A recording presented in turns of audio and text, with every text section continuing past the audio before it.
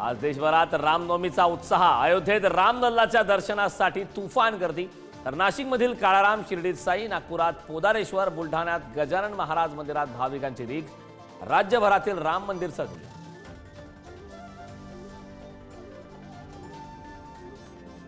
मुख्यमंत्री देवेंद्र फडणवीस आज यवतमाळ जिल्ह्याच्या दौऱ्यावर। सहपत्नी घेणार पोहरा देवीचं दर्शन, विविध विकास कामांचंही भूमिपूजन।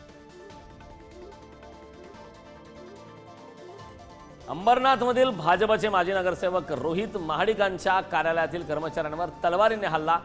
10 ते 12 अज्ञातांकडून ऑफिसची तोडफोड, पोलिसात गुन्हा दाखल, आरोपींचा शोध सुरू। पुण्यातील दीनानाथ मंगेशकर रुग्णालयानं उपचार नाकारल्यानं मृत्यू झालेल्या तनिषा भिसेंच्या 2 जुळ्या मुलांचे उपचार मुख्यमंत्री सहायता निधीतून। फडणवीसांची घोषणा।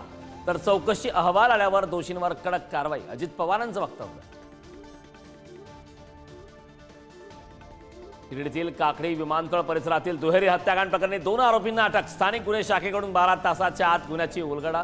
चोरीच्या उद्देशानं घरात घुसलेल्या आरोपीनं केली होती दोघांची हत्या। शिर्डी दुहेरी हत्याकांड प्रकरणी दोघांना अटक। लोकसभा आणि राज्यसभेमध्ये बहुमतासह पारित झाल्यानंतर वक्फ सुधारणा विधेयकावर राष्ट्रपती द्रौपदी मुर्मूंची स्वाक्षरी। वक्फ सुधारणा विधेयकाचं कायद्यात रूपांतर। तर एमआयएम आणि काँग्रेसची नव्या कायद्याविरोधात कोर्टात याचिका। मुंबईतील डबेवाले 6 दिवसांच्या सुट्टीवर। 9 ते 14 एप्रिल दरम्यान सेवा बंद। गावांकडील यात्रांमध्ये सहभागी होण्यासाठी डबेवाल्यांची रजा। ऐन लग्न सराईत सोनं आणि चांदीच्या दरात घसरण। सोनं 2,000 तर चांदी तब्बल 10,000 स्वस्त। सोन्याचा आजचा दर प्रतितोळा 91,300 रुपये, तर चांदी प्रति किलो 94,000 आंतरराष्ट्रीय बाजारपेठेतल्या टॅरिफ वॉरचा परिणाम।